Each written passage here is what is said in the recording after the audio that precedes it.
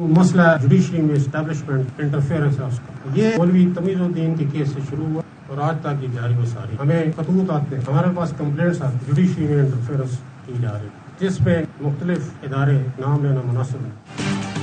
अदलिया में एस्टैब्लिशमेंट की मुदाखलत आज भी जारी है, जान छुड़ाने की जिद्दोजहद कर रहे हैं। यकीन है जल्द इख्तिताम होगा। Chief justice Lahore high court Malik Shahzad Ahmad का रावलपिंडी बार की तकरीब से खिताब। कहा अदलिया में मुदाखलत की शिकायत आती है, नाम लेना मुनासिब नहीं, ब्लैकमेलिंग का शिकार नहीं होना, आंखों में आंखें डालकर दबाव बर्दाश्त करना है। जान छुड़ाने के लिए दलेरी, जुर्रत और बेखौफ होकर मुकाबला करना है। बोले अब भी खता रहे हैं लेकिन कुछ लोग शिकायत नहीं करते, सबूत देना मुश्किल होता है। सिविल हुकूमत जैसी भी हो कम से कम मार्शल लॉ से तो बचा रही है।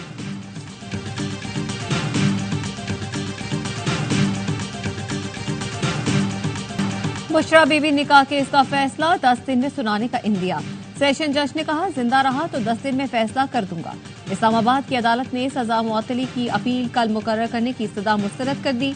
एडिशनल डिस्ट्रिक्ट एंड सेशन जज अफजल मजूका ने कहा कल मुमकिन नहीं, बहुत से जमानत की दरख्वास्तें लगी हुई हैं, दूसरी पार्टी पेश ना भी हो तब भी 10 दिन में फैसला सुना दूंगा। काबा मानिका और उनके वकील 21 जून को पेश हों, बसूरत दीगर रिकॉर्ड देकर फैसला कर दिया जाएगा। बुशरा बीबी के वकील ने इस्लामाबाद हाई कोर्ट का तहरीरी फैसला अदालत में पेश करते हुए कहा हिदायत आ चुकी हैं, कल समात रख लें।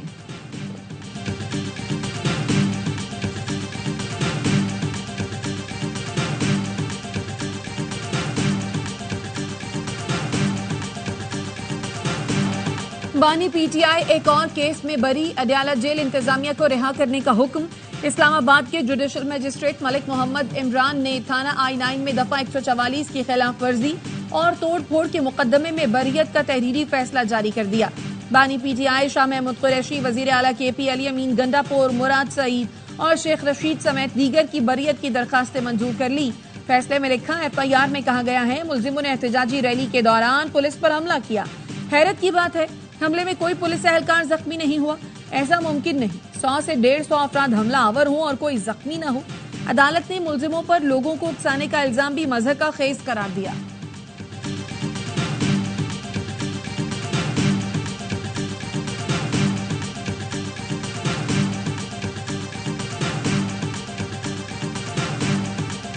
हाली तरमीम के बहुत सारे फायदे हैं, कुछ सूबों को हुए हैं, कुछ को नहीं हुआ है।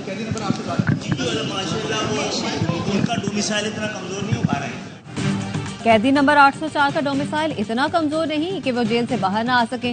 विफाकी वजीर खालिद मकबूल सिद्दीकी कहते हैं इलेक्शन जितने मुतनाज़ होंगे मुआशरे में तकसीम बढ़ने का खतरा होगा। 18वीं तरमीम का कुछ सूबों को फायदा तो कुछ को नुकसान हुआ। खालिद मकबूल ने बजट को वादों का मजमुआ करार दे दिया। कहा विफाक के पास कर्ज चुकाने और दिफा के लिए पैसे देने के सिवा आवाम के लिए सिर्फ वादे बचे हैं।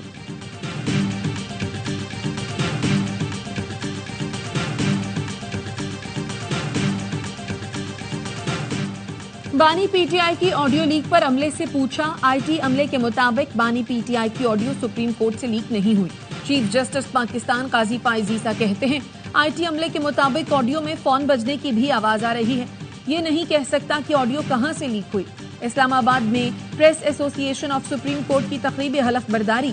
चीफ जस्टिस ने कहा जुल्फिकार भुट्टो केस का फैसला हो चुका, इसलिए इस पर राय दी जा सकती है। आजकल का जमाना बहुत आसान हो गया है, फोन उठाओ और जो कहना है कह दो। गालम गलोच का कल्चर खत्म तो नहीं हो सकता लेकिन कम जरूर हो सकता है। मैंने सबसे पहले मीडिया कवानीन मुरतब करके इसे किताब की शक्ल में शाया किया।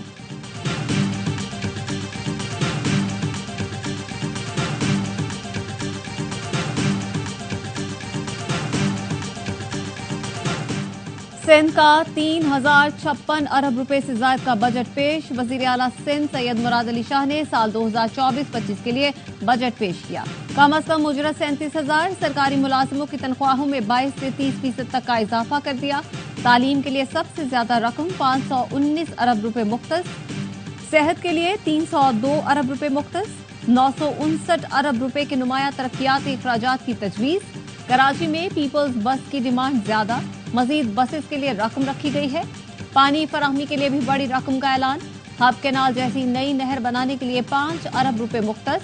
26 लाख घरों को मुफ्त सोलर पैनल लगाकर दिए जाएंगे। सिंध की मजमूई मुतवक्के आमदनी 30 खरब रुपए। बजट में पीएसडीपी से मिलने वाले 77 अरब रुपए शामिल हैं।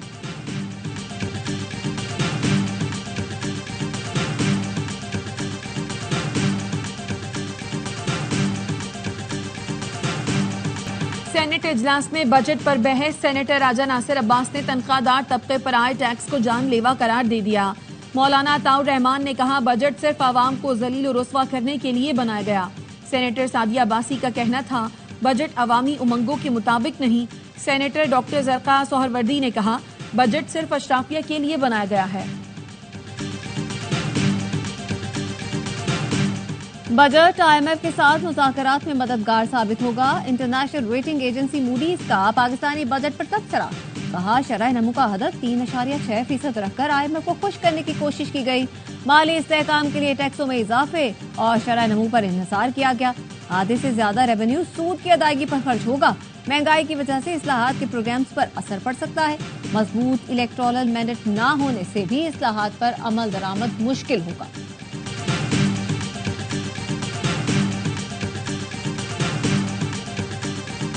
हुकूमत का पीपल्स पार्टी से एक बार फिर राब्ता। आज मुलाकात के लिए वक्त मांग लिया। जराये के मुताबिक हुकूमती वफ्द का खुर्शीद शाह और नवीद कमर से टेलीफोनिक राब्ता हुआ। हुकूमती वफ्द ने आज मुलाकात की ख्वाहिश जाहिर की।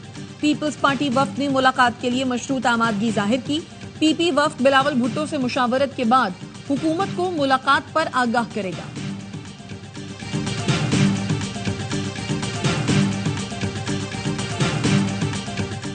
सदर आसिफ अली जरदारी से वफाकी वज़ीर दाखिला मोहसिन नकवी की मुलाकात। मुल्क की सूरत हाल पर तबादला ख्याल। सदर आसिफ अली जरदारी ने कहा मुल्क को आगे ले जाने के लिए सबको किरदार अदा करना होगा। सियासी जमातों को इख्तलाफात पसे पुश डालकर सिर्फ पाकिस्तान का सोचना है। जमहूरी और आईनी जिम्मेदारी निभाते हुए वतन की तरक्की और खुशहाली को मुकद्दम रखना है।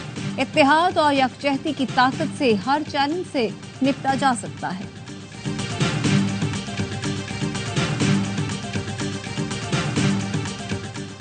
पॉइंट ऑफ सेल्स सिस्टम में फ्रॉड का इंकशाफ। चेयरमैन एफबीआर ने कायमा कमेटी बराए खजाना को बताया सेल्स का रिकॉर्ड पीओएस से हटा दिया जाता था।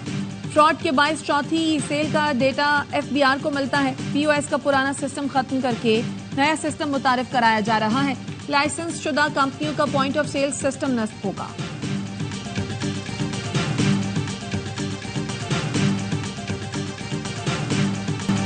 हद तक इज्जत कानून के खिलाफ दरख्वास्तों पर एडवोकेट जनरल पंजाब को 4 जुलाई के लिए नोटिस। लाहौर हाई कोर्ट ने सरकारी वकील से मुकालमे में कहा क्या जल्दी थी, आपको क्या 10 दिन इंतजार नहीं कर सकते थे।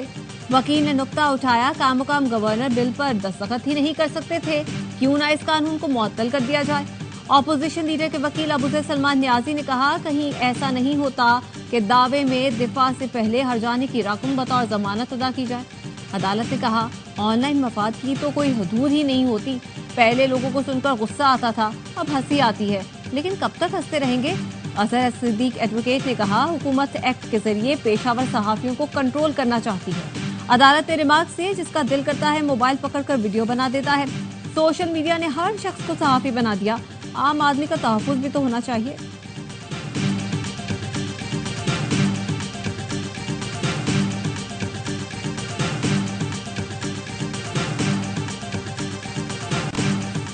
पार्लिमानी कमेटी बराए जजेस ने सुप्रीम जुडिशल काउंसिल के भेजे गए नामों की तौसीक कर दी। Chief justice Lahore high court justice Malik Shahzad Ahmad Khan को सुप्रीम कोर्ट का जज बनाने की मंजूरी दी गई। Chief justice Sindh high court justice Taqil Ahmed Abbasi और लाहौर हाई कोर्ट के जस्टिस शाहिद बिलाल को भी सुप्रीम कोर्ट का जज बनाने की मंजूरी दी गई।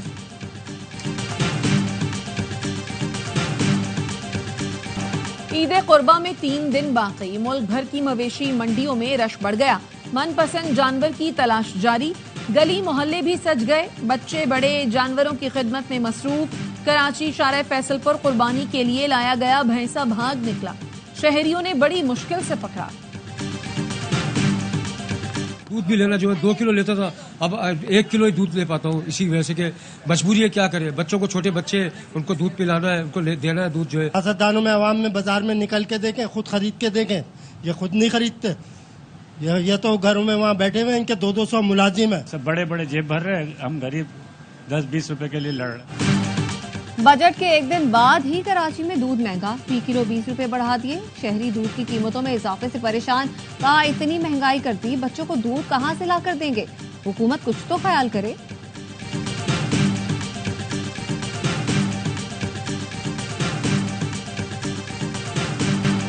कराची के इलाके गुलशन इकबाल में पान की दुकान पर डकैती करने वाला कोई और नहीं, खुद डीएसपी निकला। पहले इल्जाम डीएसपी के बेटे पर था। मुद्दई मुकदमे ने भी डीएसपी को शनाख्त कर लिया। डकैती करने वाले दोनों मुल्जिमान डीएसपी के मुलाजिम थे। मुल्जिम राफे और बिलाल डीएसपी जफर जावेद के खास मुलाजिम थे।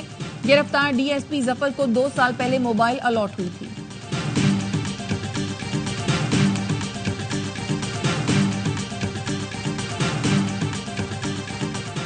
सक्खर के सिविल अस्पताल में मुसल्लह मुल्जिमान कैदी को छुड़ा कर ले गए। जेल वार्ड की सिक्योरिटी पर तैनात 3 अहलकार नमाज पढ़ने गए थे। एक अहलकार ड्यूटी दे रहा था। मुल्जिमान मुलाकात के बहाने दाखिल हुए। अहलकार पर तशद्दुद के बाद कैदी को छुड़ा कर ले गए। वजीर आला पंजाब मरियम नवाज टीचिंग अस्पताल साहिवाल पहुंच गईं। आतिश सदगी के वाक़े पर गफलत बरतने पर प्रिंसिपल इमरान हसन और एमएस अख्तर महबूब की गिरफ्तारी के अहकाम जारी कर दिए। यंग डॉक्टर्स का एहतजाज, पंजाब भर में ओपीडीज बंद करने की धमकी दे दी। सलामती कौंसिल की करारदाद के बावजूद गजा में जंगबंदी न हो सकी। रफा में इसराइली फोर्सेस की हेलीकॉप्टर, ड्रोन्स और तैयारों से बमबारी। रिहायशी इमारत पर बमबारी में 14 फलस्तीनी शहीद। परेज कैंप पर हमले में 3 खवातीन और 1 बच्चा शहीद। मगरबी किनारे में भी इसराइली फोर्सेस की वहशियाना कार्रवाई। 24 घंटे में मजीद 30 फलस्तीनी शहीद। 100 से ज्यादा जख्मी हो गए। शहीद फलस्तीनियों की मजमूई तादाद 37,232 हो गई। 85,000 से ज्यादा जख्मी हैं।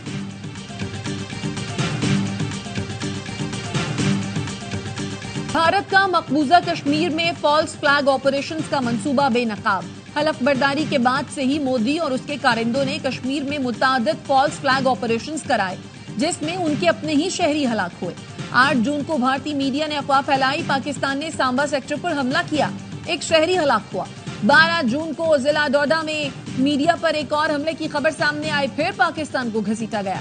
रियासी में हिंदू यात्रियों की बस पर फायरिंग के नतीजे में 10 यात्री हलाक, 33 जख्मी हुए। माहिरीन का कहना है मोदी कमजोर हुकूमत से तवज्जो हटाने के लिए अपने ही शहरियों को कत्ल करके सियासी फायदे हासिल कर रहा है।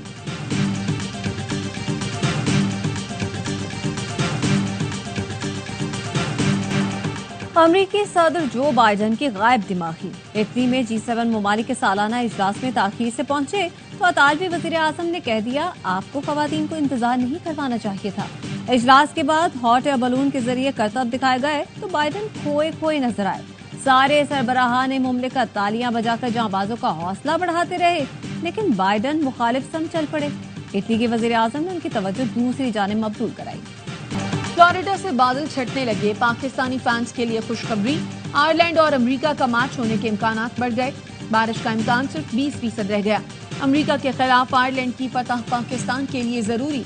आयरलैंड कामयाब हुआ तो शाहीनों के लिए सुपर 8 का दरवाजा खुल जाएगा। इतवार को फिर आयरलैंड से शेड्यूल अपना आखिरी ग्रुप मैच जीतना होगा।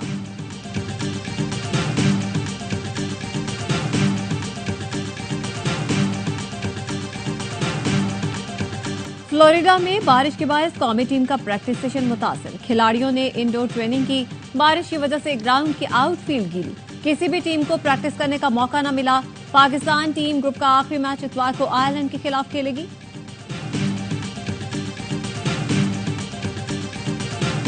वर्ल्ड कप के बाद यही जुमला सुनने को मिलेगा कि अगले साल की तैयारी, अब नई टीम लाएंगे। होता नहीं है। हम बेसिकली हम झूठ बोलते हैं, और झूठ बोलते हैं तो उसका नतीजा भी सामने आता है। एशिया में इस खिते में ना इंडिया के बाद अफगानिस्तान नंबर 2 टीम बन जाएगी।